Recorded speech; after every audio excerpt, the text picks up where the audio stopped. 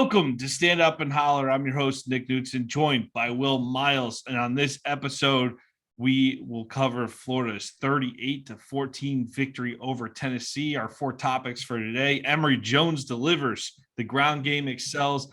We got some secondary concerns, and we'll talk about the defensive front that's looking better and better each and every week.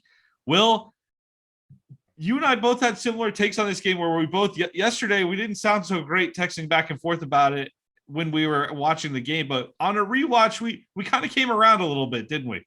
I mean, a little bit. So there were encouraging things once you rewatched the tape and looked at what happened. But obviously in that first quarter, whenever you're down, or in the second quarter, when you're down 14-10 to a team that you expect to blow out, it's disappointing. So I think a little bit of column A, a little bit of column B, right? There's obviously some areas for concern, but I think there are areas where you can see improvement. And I guess that's sort of the thing, and sort of the theme of the article that I wrote today, which was that it's a balance, right? Are they improving fast enough for the games that are coming? And I think people who see glasses half full say, hey, I'm seeing improvement. People who say glasses half empty saw what Georgia just did to Vanderbilt and go, like we're going to need to get that passing game going, because I'm not sure we're going to be able to average seven yards a rush when we hand the ball off against Georgia. So yeah, we'll see. I mean, obviously that game's coming up. There's a few games before that, but Florida's going to get tested. We're going to see, we sort of went into the Alabama game thinking, hey, is Florida real? And Florida, at least on the offensive side of the ball, after that first quarter, really sort of proved that the running game at least is real. And then, Tennessee came into this one and they were pretty good run defense as well. And Florida did not miss a beat. So, like I said, a lot of good, a lot of not so good. And, when you win by 24 points, when you've got a lot of not so good, I suppose that's something that we should be really happy about. Yeah, your glass half empty, glass half full comparison. That's great, because this game really had, if you wanted to see X about the Gators, you could have found it in this game. Whatever that X variable is, you could have seen it in this game. Let's jump into two bits, though, and we'll talk about the performance by Emory Jones to start. Obviously, a ton of chatter around the quarterback position. We all are waiting on Anthony Richardson. I've just accepted the fact that we're not going to see him until at least LSU and most likely Georgia. But you would think maybe he gets in a little bit for the LSU game, gets a little bit of playing time to get a little bit of experience before Georgia. But if that hamstring's not 100% ready to go, I feel like Dan Mullen's taking it easy and being careful with it. But Emory Jones, we saw what you got to think was his best game as a Gator yesterday. 5 touchdowns in 10 drives for this offense. We had a field goal, 3 punts overall, and the 1 fumble, the 1 turnover. It came, Will, when we were driving inside the 20-yard line right before the half, and Copeland was trying to struggle for a couple extra yards, gets swarmed, ends up fumbling right before the half inside the 20. So that was going in to be another scoring drive. So 60%, nearly 70% scoring drives there. 9 of 14 on third downs too. For an offense that runs the ball a lot, that's a pretty good conversion rate right there. Emory Jones, first Florida quarterback to go over 200 passing yards and 100 rushing yards since Tim Tebow. And, in case you need any more praise for Emory Jones, you could just flip on, one of the drives in the final quarter where he threw to Rick Wells for the touchdown. Greg McElroy had plenty of good things to say about Emory Jones that entire drive, I feel like. Well, I mean, so look, Emory Jones was average in the first half. He had 15 attempts, 104 yards, 6.9 yards per attempt, 9 rush, 41 yards, 4.6 yards per rush. That's pretty much what we've gotten from him almost all year long. And so I think if you watch the first half, I think if all you watched was the first half, you would have walked away and said, you know what? Emory Jones is this player. We've seen this now for 3 or 4 weeks. The difference is he didn't turn the ball over, right? The ball got turned over by Jacob Copeland, but he didn't turn the ball over. And that makes a huge difference when it comes to the way Florida's offense is able to move the ball. In the second half, he averaged 8.8 yards per attempt, 12 throws, so still a pretty significant number of throws, 6 rushes for 103 yards. And that's really where the difference was made, is his ability, averaging 17 yards per rush. That's sort of Anthony Richardson-esque in terms of his average on runs. And so you end up with something where he averages 7.7 yards per attempt, 9.6 yards per rush. Florida takes over in the second half. Some of that is because the defense kept giving the ball back to him, but part of it is because Florida was able to put together sustained drives. What I will say is that the offense still does not feel explosive. It still feels like, even if they get a big play, like even the read option for 49 yards that Jones ran around the edge, at like the 40, instead of sort of putting his head down and trying to bust out that extra gear to get past the safety, he just sort of, deked him a little bit and then stepped out of bounds. That's a difference between him and Anthony Richardson. Now, maybe that's a good difference because Richardson got hurt when he was outrunning people on the way to the end zone. But the explosiveness on those run plays is still not necessarily there. So I look at it and I say, my yards above replacement has him at 2.54 for the game, which is a really elite level quarterback. So the fact that he's getting an awful lot of praise for this performance, I think is justified. However, I do think that it was the tale of two halves. It was not a consistent performance the whole way through the game. It was a little bit start and stop. It was inconsistent. And I think that's kind of what we're seeing, is that the Gators on offense are really consistently inconsistent, but it's enough to be putting up 500 or 600 yards per game. And by the fourth quarter, they've beaten up the defense well enough that all of a sudden the runs that maybe went for 6, 7, 8 yards in the first quarter are now going for 25. And we're sort of back to 2019 where Florida was really able to take advantage late in the games and sort of run away with a few of them. Yeah, we're not seeing a ton of those big 20+ yard type of plays in this season, but I'll tell you, Will, 14 out of the 68 plays on offense went for 10 yards or more yesterday. That's a little over 20%.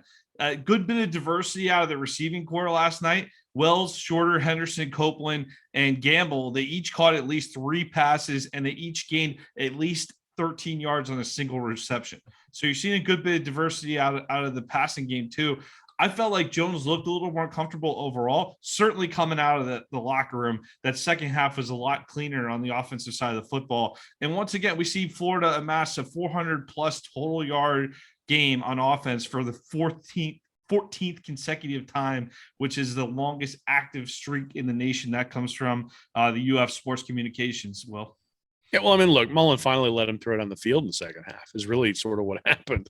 Is in the first half, everybody was creeping up. And all of a sudden in the second half, there was a lot of man-to-man. There was a lot of, Tennessee was playing up tight. And if you're going to throw the ball, you're going to throw it downfield. And he was able to do that in a couple of different circumstances. I think late in the first half, he was able to hit, I think it was Xavier Henderson, sort of over the middle, about 20 yards downfield. Mm-hmm. And then obviously on the opening drive, he hits Justin Shorter with the pass down the sideline for I think it was like 33, 34 yards that sets up that first touchdown. Those 2 deep shots really sort of open stuff up. And it's interesting that after the deep shot to Henderson, they were playing a single high safety, playing man-to-man, and pretty much declaring it right off the bat. The very next play was a 23-yard touchdown for Naquan Wright. And on that play, Tennessee had 2 deep safeties and only 6 guys in the box, and Florida had 11 personnel, and so a tight end and a running back. So they had a huge numbers advantage inside. Were able to take advantage of it. And I think part of the reason they were able to take advantage of it is all of a sudden Tennessee said, oh crap, he's going to throw the ball downfield. I think that's a big part of how Florida can maybe get off to more explosive starts is if they let Emory Jones throw the ball down the field. I think they were a little bit tentative because they didn't want to have the turnover. They didn't want to have the home crowd boo. They didn't want that sort of stuff in the first half. In the second half, they sort of let it rip a little bit down the field. And once they had Tennessee creeping up, got them in man-to-man, were able to take advantage of it. Now you say as in Mullen let him go downfield, but you put up a great video on the Read and Reaction YouTube channel this week showing an instance before halftime of the Alabama game where Emory Jones, there seemed to be a play design to go downfield, but maybe he was a little hesitant to go downfield. Do you feel like the play calling in the first half was a little more conservative to maybe you got the advantage in the run game and it's Tennessee, we got the talent advantage this week, so we're going to keep it conservative? Or do you think there were instances where Jones was playing a little conservative too in the first half against Tennessee? I mean, I think it's a little bit of both. There were definitely multiple times where I was just yelling, throw it. My kids were looking at me trying to figure out why I was yelling at the TV. So I'm sure there were a couple of times where they had some shots dialed up and he just didn't want to let it go, whether it's because he was afraid he was going to throw a pick or whether he wasn't exactly sure of what he was seeing. At the end of the day, though, Tennessee was kind of, especially in the second half, was really sort of telegraphing what they were doing, right? I mean, they knew they couldn't stop Florida's run game. They knew they had to stop Florida's run game. They were going to try to put Florida in second and long and third and long to make Emory Jones throw the ball, which meant that Florida was going to have some one-on-one advantages in the outside. And, the reality is that Florida's receivers have to win those battles, and they were able to win those last night. Now, are they going to be able to win those against better competition? Time will tell, but at least it looked like they had admonished him at halftime. If it was they had dialed him up and they hadn't taken the shots, then they'd admonished him and told him to take them. And if they hadn't been dialing him up, they started dialing him up there in the last drive of the first half, and then the first drive of the second half. And at that point, then it was just, hey, let's hand it off, let our offensive line maul you, and sort of go from there. have you seen Emory Jones play with the level of confidence he did in that second half yet?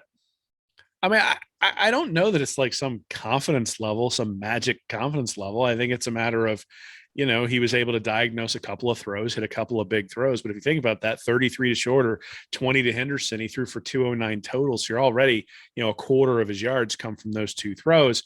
There were some very nice play designs. So there was the play to Rick Wells where he came sort of across the formation for the touchdown. That was traditionally something that would have had Kyle Pitts do last year at the tight end position, but they had him come across. They had another play that went to Zipper, I believe, that or maybe to Gamble. That was something where they clearly sort of designed it to be open. They started running. They had a bunch of plays where they allowed Jones to sort of drift out to his throwing side on a bootleg. And it was clearly a high-low read. And he made a really nice one actually on the opening drive where he hit the guy downfield because Tennessee had covered up the short receiver and he hit the guy downfield, and that sort of spearheaded that drive moving down the field. So yeah, I mean, he's improving, right? I mean, I think that's one of the things that you would hope is that over the course of the season, he's improving. What I would say is that some of the plays that I saw were very similar to the plays that you saw called for Felipe Franks against Mississippi State, where you knew that Mullen was protecting Franks there, especially in that first half against Mississippi State.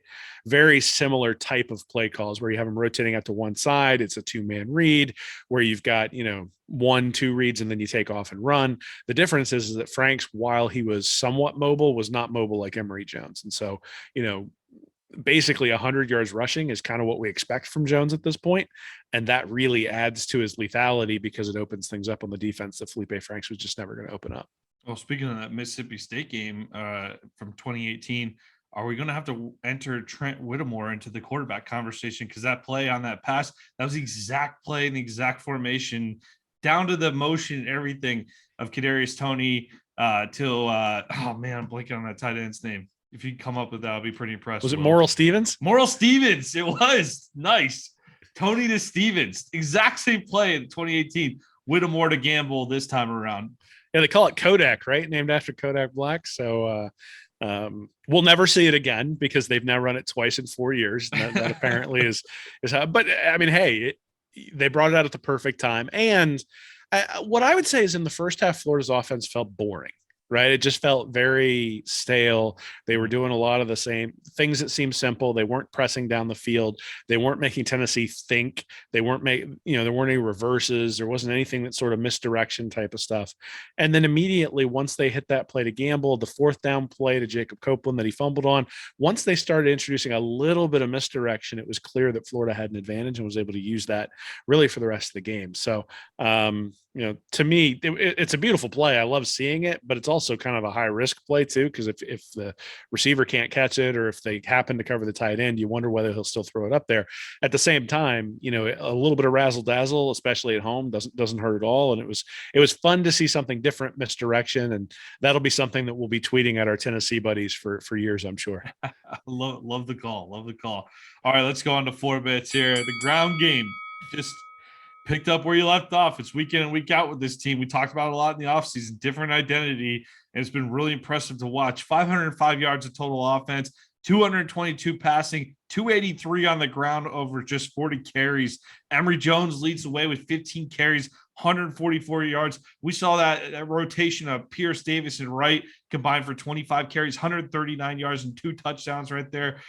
Florida has rushed for more yards than every Gators team since 1965 through 4 games. Will, this is the best rushing attack you're witnessing in a Gator uniform in over half a century. It's unbelievable so far.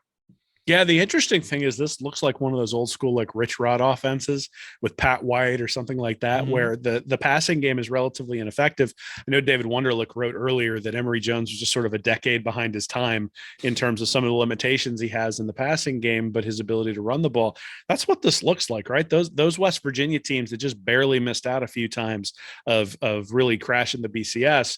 Those were teams that just relied on quarterback running, relied on relied on running backs and relied on offensive lines who were really able to push things, and they were able to put up a ton of points. The difference is that Florida's got some athletes that West Virginia could have only dreamed of back then. And the offensive line, even when guys went out, right? So Aguaquin went out, and we saw Josh Braun in there. We saw Tarquin in there. So there are other guys that they're starting to rotate in, and it's not really impacting their ability to run the ball. Now, a lot of that is due to the offensive line improving and gelling. I think we need to give John Hevesy some credit, but a lot of that is because you've got Emory Jones rushing for 9.6 yards per attempt, right? And so it was interesting. One of the plays I think was key, or at least was key to me, was how scared Tennessee looked on like a 3rd and 4. And Emory Jones did this really interesting thing. So Florida pulled Braun around the formation, and there was a safety and a linebacker right there. And Braun takes the guy closest to the formation, which is what he's supposed to do. And Emory Jones knows that he's going to take that guy and kind of slides right behind him and uses Braun's block to shield him from both the linebacker that he's blocking, but also the safety who's crashing in. And it's just enough that he can squeeze through a little hole and he gets a first down. And that's a move a running back makes.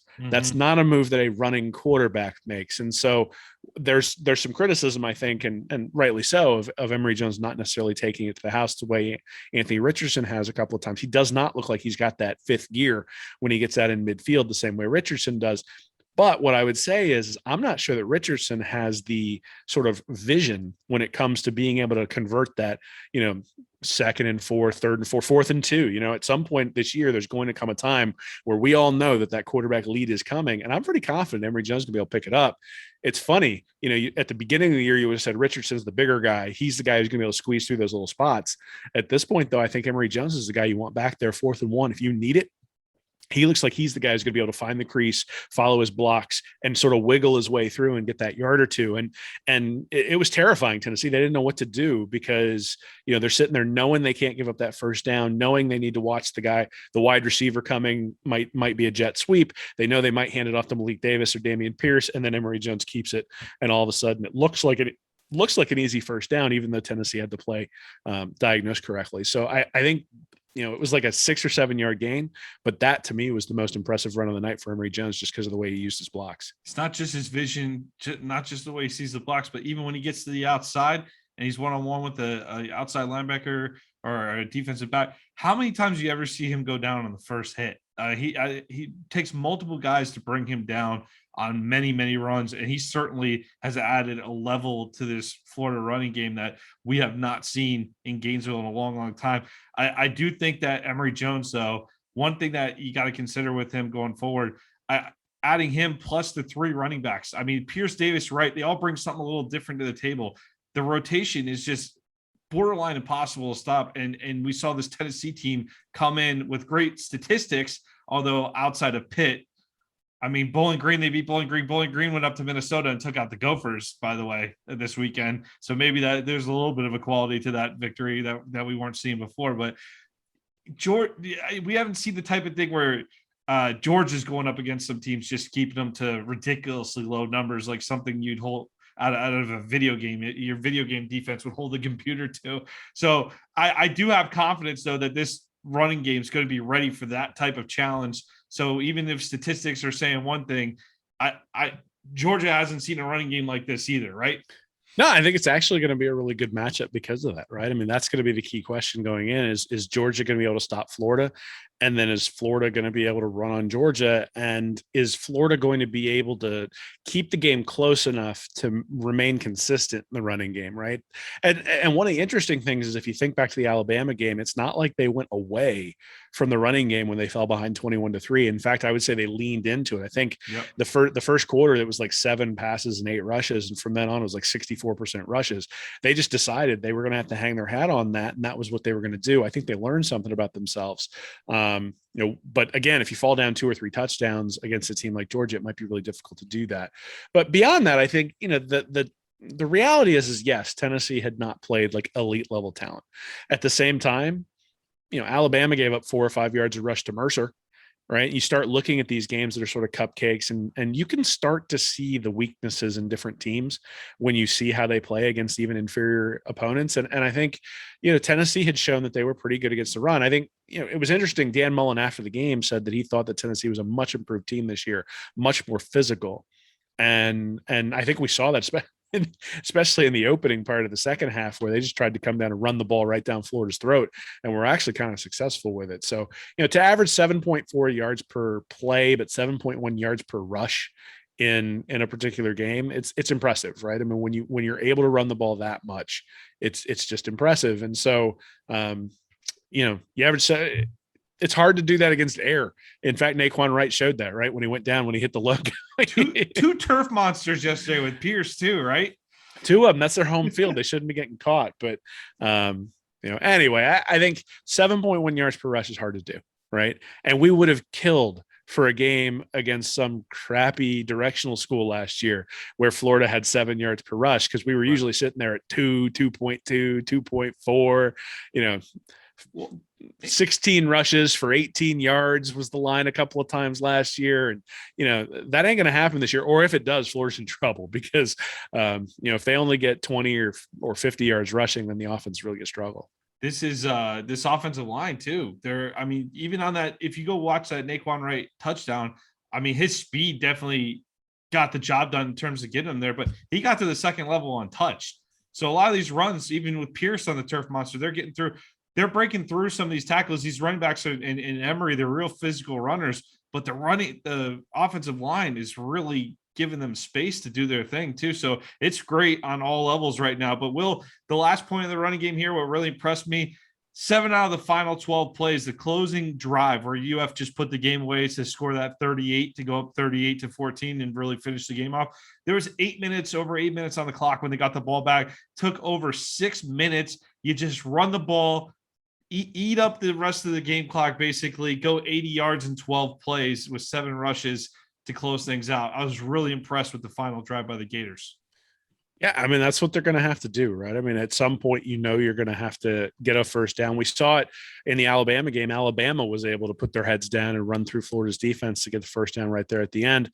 Florida, obviously, 31-14. The game really probably wasn't in doubt with 8 minutes left, but Tennessee could have made it close, right? Tennessee gets a touchdown, gets an onside kick, and all of a sudden you're sitting there sort of wrangling your hands. And certainly those of us who had money on the game would have been wrangling our hands as well.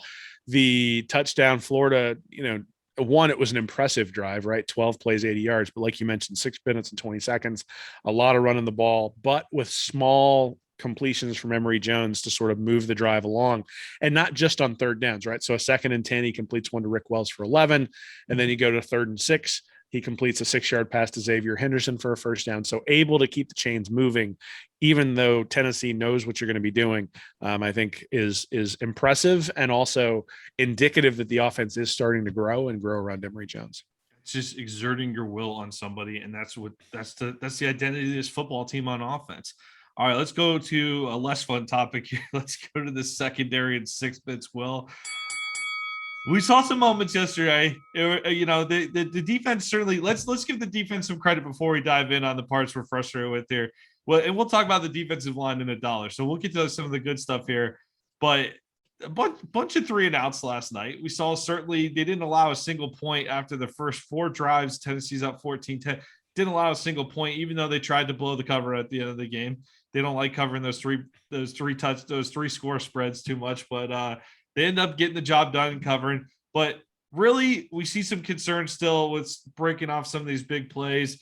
You saw the screen pass early go for a monster touchdown for Tennessee.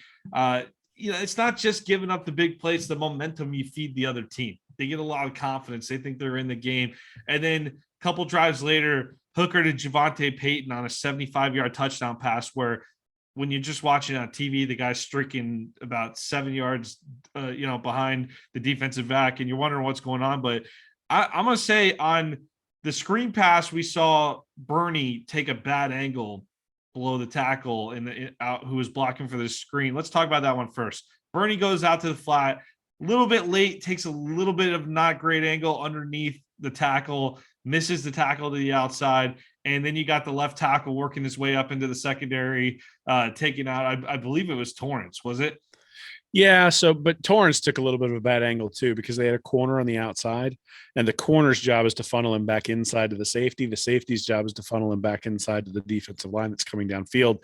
Torrance overruns it a little bit. He's able to cut back between Torrance and the pursuing Nice. defensive lineman, and so all of a sudden it's a big play for a touchdown. I think the encouraging thing on that one is that they diagnosed it was a screen. They knew it was coming. Their film study was good. They knew what was going on. The bad part, obviously, is that it was a 49-yard touchdown, and you can't have that happen. I think the McDaniel one is interesting because he was clearly looking in at Hooker, but the stack. You mentioned this before we came on. The stack that Tennessee had did make it look like it was going to be one of those little screen passes that Florida had a ton of trouble with last week against Alabama. In fact, the first play of the game, Tennessee threw one, or maybe the second play of the game, Tennessee threw one of those sort of screen passes out there. And I immediately went and sort of said, like Florida actually is guarding this. Like they made an adjustment to make sure that they took away those swing passes early in the game. So conceivable that McDaniel's looking for that. But dude, when you get beat by that bad, it's indicative of what happens when Grantham blitzes with these defensive backs. There's just not enough consistency there, especially with Kyrie Elam out to really rely on them. You had a good, I called it a good play design, fooling a young defensive back. McDaniel's caught. He's looking. I thought he was looking more. You say he's looking in toward the backfield. I thought he was looking more in for. There was two guys on the outside. The tight end goes to block his man, and it looked like the receiver kind of faked in and then went up the sideline quickly as McDaniel takes a false step up. The guy on the outside is too quick to recover, ends up getting beat badly. In the meanwhile, though, you had Hopper. One of the reasons he felt the need to step up is because you're in man coverage, because Hopper, the outside linebacker, was coming off the edge. So that's an instance where maybe you're in a blitzing situation, the blitz doesn't get home. And I think we've seen, Will, that Grantham has adjusted overall. Like we're not seeing as many blitzing situations this year, I feel like, compared to what we saw last year.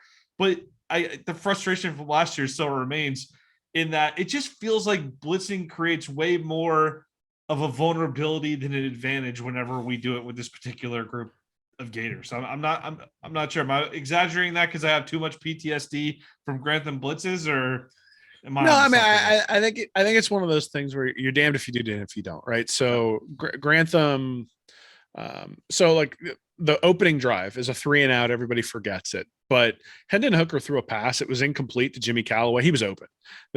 Florida decided to bring a blitz. Callaway runs a slant. It's open. Hooker throws it a little bit high, and Callaway isn't able to bring it in. You go to the opening drive of the second half for Tennessee. And again, it's the same thing. That was a 14-play, 56-yard drive where they turn over on downs.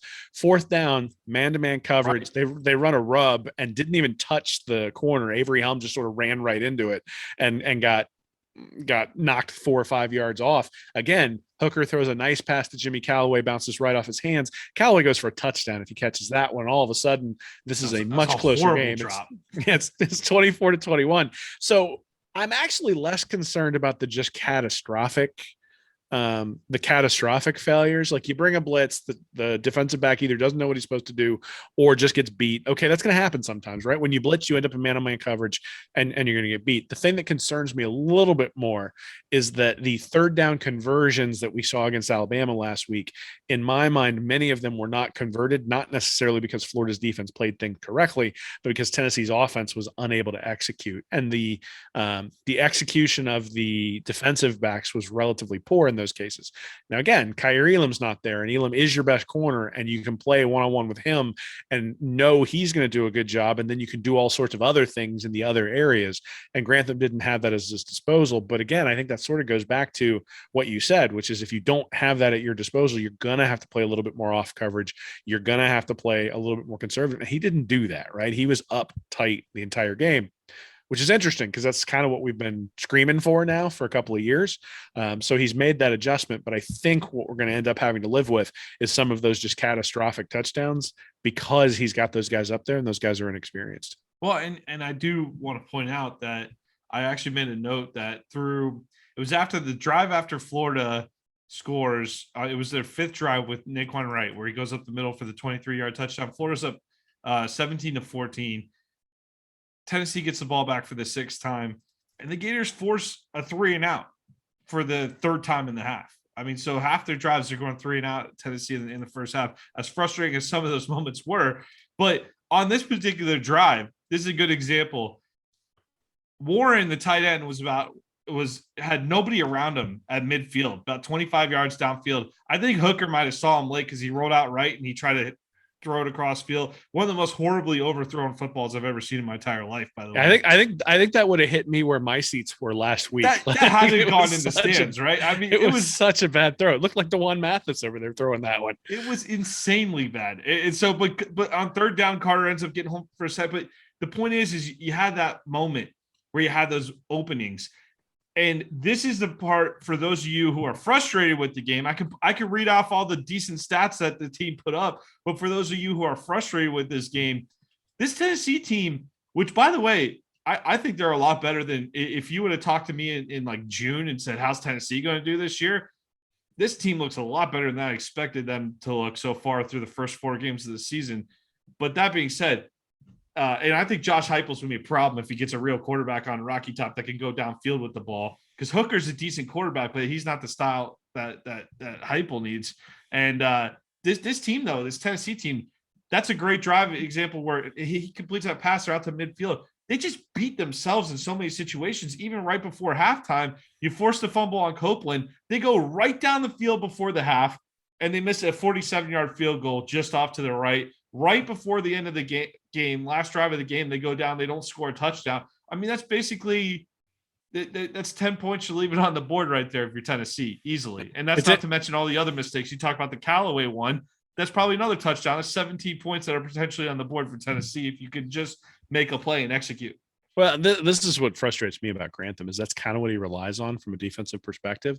Is he believes, or at least I think he believes, that if you generate enough havoc, that you're going to get turnovers, that you're going to make the quarterback make mistakes, and that every once in a while you might have a breakdown in coverage. But if you do, that they're going to miss it just as often as they hit it. The interesting thing is, if you go look back at 2019, that was absolutely true. Games against Kentucky, games against Tennessee, games against Vanderbilt, there were guys wide open beyond the defense, and they just got missed. The problem is that when you played Georgia and when you played LSU, those throws were not missed. And so therein lies the conundrum where everyone gets frustrated with the way Grantham's defenses play. So yeah, you got away with it today. You only gave up 14 points. You didn't give up any in the second half. So I understand how you look at it and say, hey, we pitched a shutout in the second half and beat them 21-0. Like, you guys want to see the team pull away, you want to, all those different things. Yes, absolutely. That's a positive thing. But for anybody who actually watched the film and says, how locked down was that defense?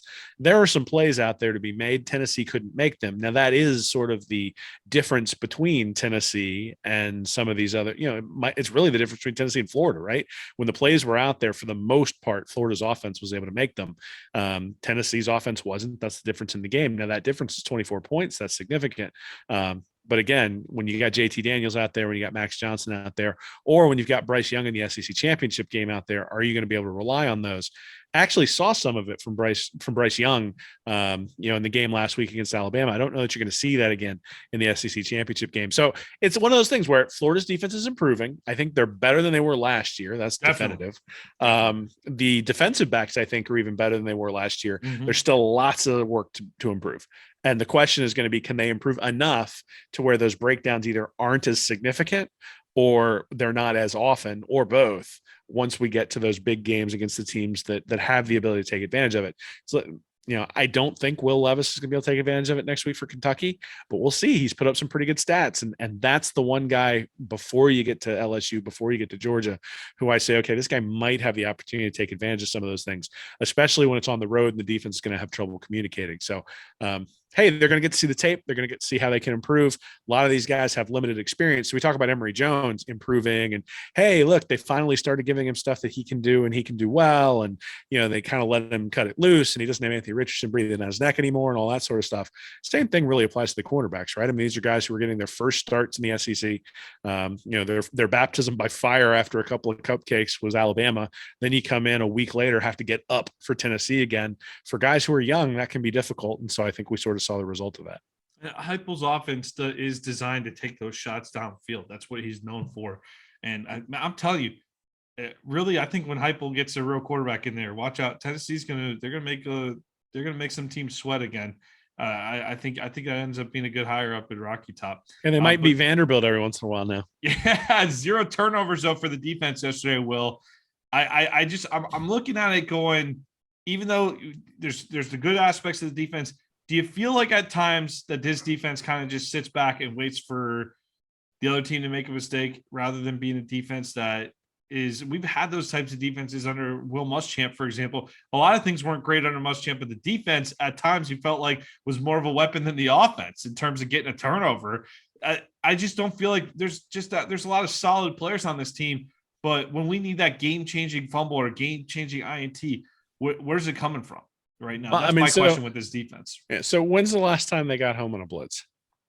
It's been a minute. I mean, you're asking it facetiously. Obviously, there's some blitzes you get home on, but it's not with any significant level of consistency, though. Yeah, well, I mean, so if you think about it, 2018, Ja'Kai Polite was coming around the corner, right, constantly, completely changed the complexion of that 2018 game right. against LSU when he stripped Joe Burrow from behind. You think about a few Bernard, of the other Miami. Yeah, you think about Grenard in Miami. You think about even Grenard in Virginia. It was really just sort of in the backfield. Grenard against Auburn, right? Grenard win healthy. Well, I was going to say, so here's the deal: is that Zach Carter is the best defensive lineman that Florida has right now. He's the most consistent. He's the guy who can win one-on-one battles, but he's not explosive in the way Ja'Kai Polite or even Jabari Zuniga, and definitely not John Grenard were, right? And he's also not really sort of that buck position, which is where those guys were usually coming from. He's coming from the defensive end, or even they slide him inside and have him work on the inside. Now, Gervon Dexter is really starting to step up on the inside. We're actually getting to $1 now. We're starting to talk about the defensive line, but switch to $1. There you go. Switch to $1. So I mean, you got Gervon Dexter taking up all that space inside. You've got Zach Carter being the most explosive guy. The reality is they need Brenton Cox to not just get in the backfield once or twice a game. They need him to be a guy who has to get double teamed. And until they get to a point where they have to double team Brenton Cox or someone on the outside like Chris Bogle or Human Milan or whoever they've got on that side, they need a dynamic pass rusher on that side to get the turnovers to go, because they've got that guy coming from the blind side. So when Zach Carter gets a sack, it's usually coming from, the side the quarterback can see. And when Grantham has blitzed, the secondary has not been able to hold up long enough for the blitz to get there to cause the interception.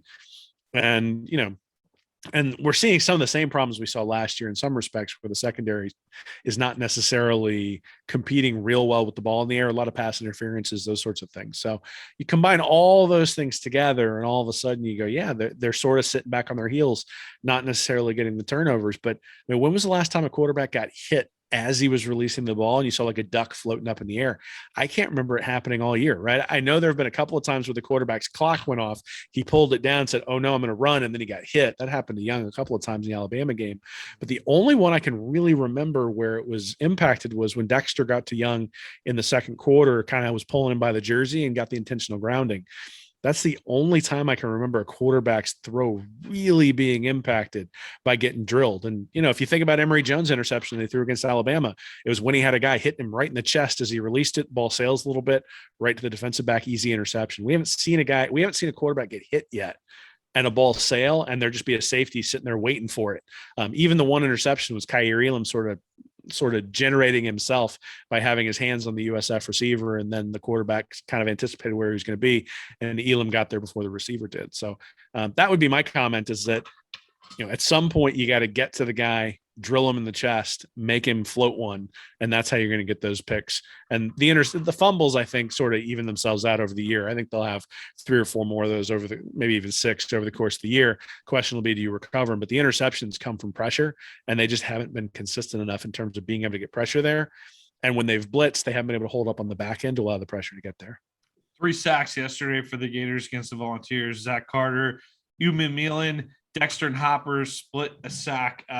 Basically, from what we've seen, one of the guys we identify as the key part of this defense was Gervon Dexter heading into the preseason. Well, has he lived up to your expectations so far? And also, not just Dexter, but those transfers. I've been very pleased from what I've seen from the middle part of this defense up front. I got a little bit worried there in the opening drive when Tennessee just decided they were going to try to run it down Florida's throats, and were able to. It wasn't until they finally kind of went away from running it on that drive. That's the one that ended up on the fourth down play to Callaway where he didn't catch it. Yeah, I mean, I think I've been very impressed with Cox. I've been very impressed with Dexter. I've been somewhat impressed by Newkirk and somewhat impressed by Valentino. I think they're holding up. I think it's exactly what we sort of thought of, is that they're not going to be these dynamic guys who are shooting gaps and ending up in the backfield. So you got one tackle for loss for Valentino. You've got a half a tackle for loss for Newkirk, and then you go to Dexter. He's got 2 tackles for loss and 2 sacks. So the dynamic guy in the middle is Gervon Dexter, and he even had something on Instagram today showing that Tennessee put 3 guys on him at once on a running play, and it freed up a bunch of guys up front to be able to make plays in the running game. That's a big deal, right? Somebody up front who can take the double team or even the triple team in this case, hold up and allow the rest of everybody to sort of find their way in. I think is significant. But if you look at it, I'm looking at the sack numbers. Zach Carter's got 4, and then the next highest is 2 for Gervon Dexter. We need Brenton Cox to be 4, 5, 6 pretty quickly. In fact, I think for this defense to really be effective, you're going to need a guy like Carter who's at like 9 or 10, and you're going to need somebody else who's at like 6 or 7. And so Cox is going to have one of these big games where he's able to do that, and a big game on a big stage in order to get to that point. But I think more importantly, the fact is that if you've got Dexter taking up double teams, then that should be leaving Cox and Carter one-on-one on the outside. Carter has shown that he's able to win those battles. Cox hasn't been able to show that yet. I still think Florida's getting there fairly regularly with their 4-man line. They are not allowing they're not allowing a massive amount of time. In fact, I think the defense plays a little bit better when they just rush 4. But I do wonder whether, you think about a guy like Bogle, he's got 11 tackles. Cox has 10. He's got 2 tackles for loss. Cox has 3.5. At what point do you sort of say, hey, let's give Bogle a shot and see if he can be that guy off the edge who can give you the same level of havoc that you're getting from Carter on the other side? Sticking with the defensive front, we talk about the defensive line, but the front 7 as a whole, the linebackers have been playing well so far. Diabate tied for the team lead in tackles. Moon and Hopper, they each set or tied their individual career high in tackles for a game against the Vols yesterday. Yeah, I mean, it's great to see Hopper out there excelling, because he's the guy who's probably got the speed to really do what Florida needs him to do. We always sort of thought Bernie would be kind of a hybrid who'd be really good in pass coverage because he came in here as a safety, but that just really hasn't materialized. He's much more of a stopper on the run, has struggled when it comes to taking the right angles and making tackles. Jeremiah Moon has been pretty solid at middle linebacker. The problem is that he doesn't have the speed to get to the edge, and that's where Diabate really comes in. I mean, he's the guy who has to be the guy who flies all over the field, can go sideline to sideline, but still is strong enough to hold up against the run. So they're in a little bit of a catch-22 when you think about the linebackers, because I think they'd like to have Jeremiah Moon in there against the run game. But I think what they're finding is that when the tight end and when the running backs make their way out to the flat, they'd much rather have Diabate on that coverage assignment. And so Hopper does give them the ability to find someone who conceivably can help out in the running game, though that's where he struggles more so than in coverage, but can also get out to the sideline. One thing they have done is they brought Trey Dean up. So it's not necessarily a front 7, it's a front 8, and bringing up Trey Dean in support for the run game. He's done a great job, right? 26 tackles, 2 tackles for loss, but then he's also got 2 pass breakups. So Dean, I think, is really starting to come into his own at safety, which is good to see, because the other safety spot's been a little bit of a struggle. But to have somebody consistently over there at safety who everyone can trust, I do think allows the linebackers to be a little bit more comfortable in their coverage assignments, and hopefully helps out there. Well, we're hoping to cruise into at least LSU. Kentucky's always a problem, though, Will. This is not a game that you can really look ahead all the time, even though we see Kentucky on the schedule and you automatically think, okay, we probably got that one. But this Kentucky team, a little better than most Kentucky teams, I feel like, and they finally figured out. I mean, Stoops has done a great job recruiting up there, but they finally found themselves a semi-decent quarterback, it appears. So Shane Matthews had that great quote in the preseason where he's like, oh, fine, I'll worry about Kentucky when they can get a guy that can actually throw the ball downfield. Well, they have that guy now with Will Levis, but we haven't seen Kentucky be severely tested. And we saw them the last 2 weeks here. South Carolina, 16-10. Not super impressed with that one. And we saw them skate by Chattanooga. But how you feeling about this Kentucky team coming into the Florida game? I mean, I feel pretty good assuming that Florida is fully healthy. I think Chris Rodriguez at running back is really a problem. He's Mhm. averaging 6.1 yards per rush this year. He's also got plenty of experience. Then they've got Wandale Robinson sort of with 25 receptions, but they also bring him in to run a little bit as well for end arounds. And then Josh Ali, sort of the same thing. And so they're going to do some unique things on offense. Their receivers do get the ball in the backfield for running plays. And then you've got Rodriguez and Cavassier Smoke as the guys who they just sort of give the ball and let them run right up the middle. Levis, like you mentioned, 8.9 yards per attempt, 153.3 QB rating this year, way better than he was at Penn State, which sort of does make me wonder, and I'll have to take a closer look. Makes me wonder whether he's going to come back to earth a little bit or has started to come back to earth. I think some of those early games he was putting up numbers that were really ridiculous. You know, what do his splits look like? I think is something that we'll need to take a look at. Understand how did he play against South Carolina versus how did he play against, East Tennessee Tech or whoever they played in the first couple of games of the year. But yeah, I mean, look, Kentucky has been a much tougher team over the past decade, but there's no reason Florida should lose to any Kentucky team with the floor that Dan Mullen has sort of set, right? And you think about the way Emory Jones is progressing. If they don't turn the ball over, I don't think Jones is going to be intimidated by the environment. I mean, this is a guy who's played big time minutes at LSU back in 2019 when Florida was sort of going toe to toe with Joe Burrow there in that year LSU won the national championship. So it's not as though Emory Jones is going to be intimidated by Kroger Field up in Lexington. At the same time, it's going to be loud, right? I mean, Tennessee's 4-0. It's the first time they've been 4-0 in a really long time because usually they play Florida in game 3 or 4, so they never get to 4-0. And obviously having a guy who can throw the ball to supplement Rodriguez is a big deal. But I also wonder how much Stoops is going to allow Levis to chuck the ball around when he's got a guy like Rodriguez. And, has he sort of been playing it close to the vest against the South Carolinas of the world? He's going to open it up. Or is he more like Kirby Smart or Will Muschamp in that way where he's going to play it close to his vest? That's his MO. It works for him because Kentucky oftentimes doesn't have the same athletes that everybody else does. But then when you play against teams who are much better, like a Georgia or like a Florida, that's when you get exposed. And to be honest, that's kind of been the story of Mark Stoops' era there at Kentucky is, hey, we can go 8-4, but the teams we're going to lose to are all going to be the same teams Dan Mullen lost to when he was at Mississippi State. That talent level makes a difference. And you can't just conservative your way out of that. You can, and then it looks impressive because you lose 16-9 or something instead of losing 35-18. But at the end of the day, a loss is a loss, and that's sort of been what's happened to Kentucky under Stoops. Other than the 1 year where they went 10-3, the year they would beat Florida in 2018. Yeah, Benny Snell was unreal in that game. One thing that makes me feel okay about this game in terms of, I mean, I'm not worried about whether or not the Gators are going to win, but in terms of the Gators going up and putting on a good performance on the field, is running football is consistent. I mean, like if you're a good running team, you're probably going to be a good running team. Most of the travels, it's not a problem. You're not relying on these big 30-yard chunk plays. You're not relying on anything like that. You just go up, physically dominate. I think this is a physically dominant football team on the ground. And if you set that tone early and make Kentucky come back, like try to come back from behind, I think the Gators are going to have a great spot on that. So I look forward to seeing this matchup on Saturday up in Kroger Field. But why is it that Kentucky just brings out the worst in us most years, Will? I mean, so I think that's actually a little bit of a misnomer. I think they brought out the worst in us when Florida couldn't score. And so when you had, those Muschamp, McElwain, Nussmeier offenses where you were struggling, first team to 17 wins. I mean, yeah, a game against Kentucky that sort of played right into their favor. Mullen comes in, struggles the first game against Kentucky, but ever since then, ever since Kyle Trask took over, ever since Felipe Franks, was injured and Kyle Trask took over, Kentucky 2 years ago, this game hasn't been close, right? The minute Trask came in, all of a sudden the game was in the other direction. And the thing I would say about Kentucky this year is that they beat Louisiana Monroe 45-10 to start out the year. Then they beat Missouri by 1 score. Then they beat Chattanooga, a non-major, by 5 points.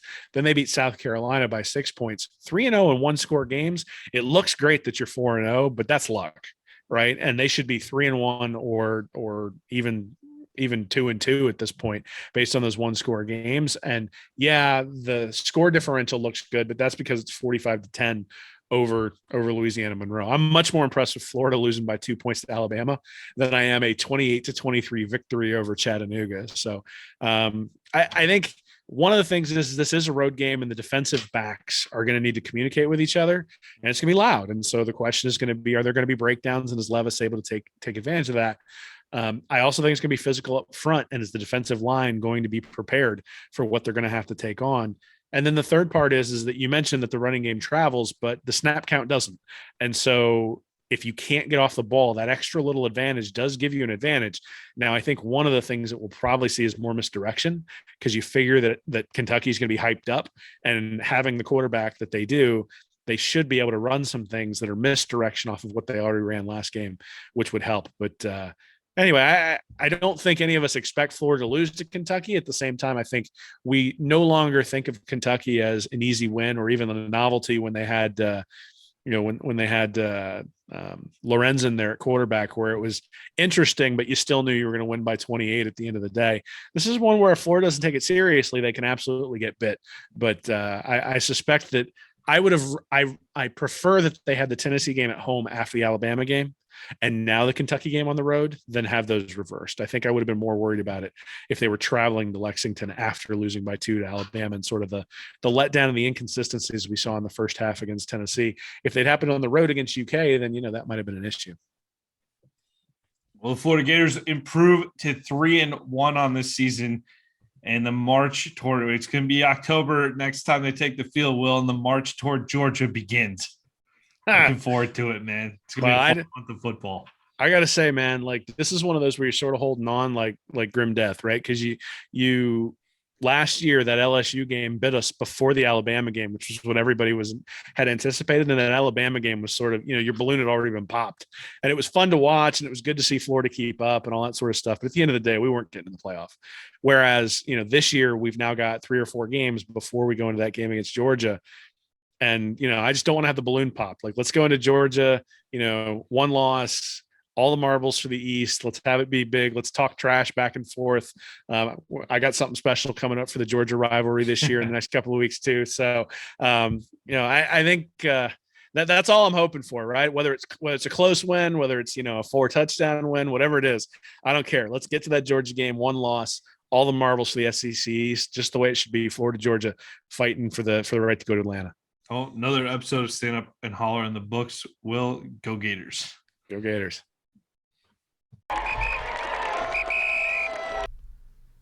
Thank you for watching this episode of Stand Up and Holler.